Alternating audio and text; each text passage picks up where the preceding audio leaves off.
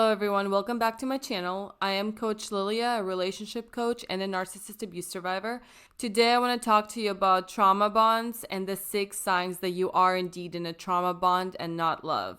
Remember, the trauma bond is the underlying characteristics of an abusive relationship. Most of the time, people actually do mistake the trauma bond for love because it's really hard to see that you're in a trauma bond where you're close up in that. Trauma bonds are very difficult to break, and it is very difficult to leave the abuser because we have this very deep emotional attachment to the abuser.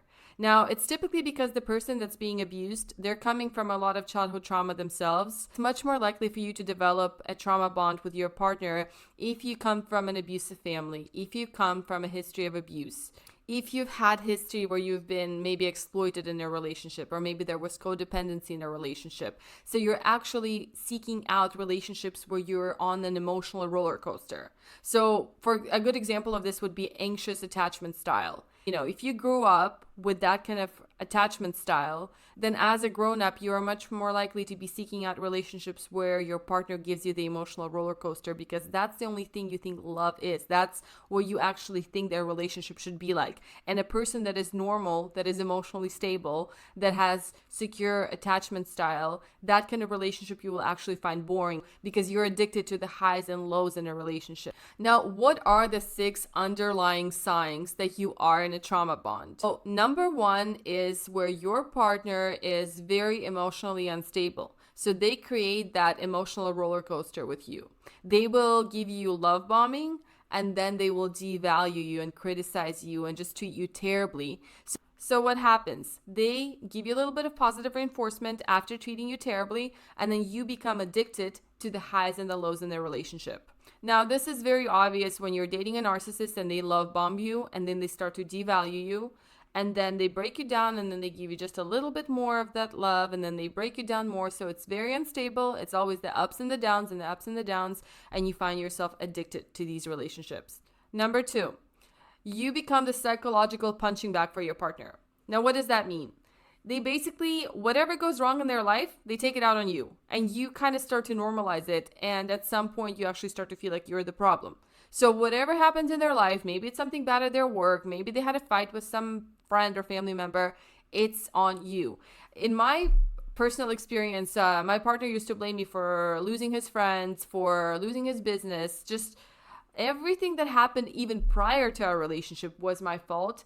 And I was convincing myself that that is indeed true. So that is how bad this psychological punching bag aspect can become. Number 3, they isolate you from everyone that you used to be close to because they need that full control over you. Because what if somebody actually points out to you that what you're going through is abuse? They don't want that. So the abuser will make sure that you're no longer talking to any of your friends or family, that you are solely belonging to them. They take up all of your time, and they will actually get mad at you or upset with you and manipulate you to let go of all of your close people. They will convince you that you are wasting your time with your friends and family, that they don't need you, that they are using you. Whatever it takes for you to let go of your past relationships, they will make sure to do it. So if you're being isolated, if you find yourself no longer talking to people that you used to talk to on a regular basis, that is a problem that you might not be seeing because it is so much harder to see this close up than it is from a bird's point of view. So when your friends and family reach out to you and point this problem out, pay attention because it is so difficult to spot your own trauma bond, to spot that you're in a situation like that. Number 4 is when you actually start to minimize and deny their abusive behavior. So you also start to make excuses for their behavior. So whatever abuse you're going through, you will either close your eyes and pretend like it's not there, or you will straight up start making excuses for it. Like, for example, I used to make excuses about my ex-partner because he had such a bad upbringing. He had such a bad childhood where his mom gave him no love. So I would make up excuses like, oh my gosh, I just need to be more understanding because he's treating me this way simply because he had no love as a child. So if I just keep showering him in love and compassion, things will change. But that's not how it works. You cannot make excuses for somebody that is treating you terribly. They're abusing you for a reason because that's how they are. They're broken. Some people are broken, just like some things are broken, and you can't fix them. So stop being that punching bag for that person. Stop making excuses for why they're doing what they're doing to you and break that trauma bond. You need to understand that you're in an abusive relationship in order to find the strength to leave it. Remember, that's the first step. Number 5, you're actually becoming like a vegetable. You're emotionally numb. Why? Because your brain is literally trying to cope. You are being abused to such an extent that your brain doesn't know how to process it anymore. It's trying to save you. So you actually become emotionally numb because you cannot go through that traumatic experience anymore when your partner continuously abuses you. You will find yourself very demotivated. You won't have the energy. You won't really want to do anything. You won't enjoy anything. So you become very depressed and you just don't have the same life force anymore because they're sucking it out of you and your brain is just trying to cope. And last but not least, number 6 is when you're trying to hide your relationship from others. So it becomes easier to simply hide the aspects of that abuse from others than to make excuses for them. So you're isolated, you're not talking to anyone, and now you're not sharing what's going on because you're in a trauma bond, you're in love with the person, or so you think, and you're unable to leave them.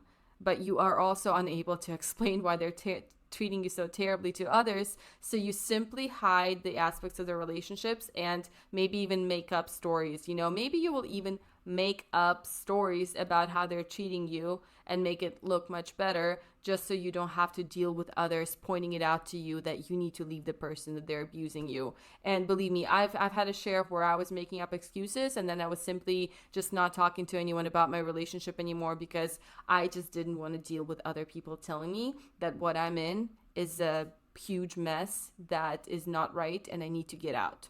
And also to point out that you will be getting very defensive when other people start to point things out to you. I used to get very defensive when people would point out to me that my relationship was not right, that I was being abused, and I would defend my partner. And that is such an underlying sign of a trauma bond. This is not love. This is an abusive mess that you're in. That's called a relationship. And you need to leave because this trauma bond is something that you are addicted to at this point. I don't know what has happened in your life, whether you have anxious attachment style, whether you have a history of abusive relationships, of codependency, but you need to understand that, again, this is not love. You're attached to the highs and the lows, and they're abusing you.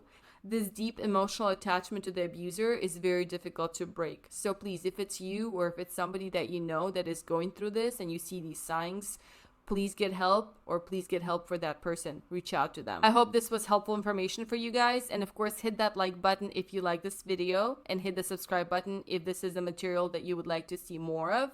I am Coach Lilia. I specialize in relationships and dating dynamics, and I am a narcissist abuse survivor. So I will be posting a lot more information on how to heal from trauma bonds, how to overcome narcissistic abuse, and just the information on dating dynamics, relationship dynamics, breakups, overcoming breakups, overcoming your ex, and so on. And I will see you guys in the next video.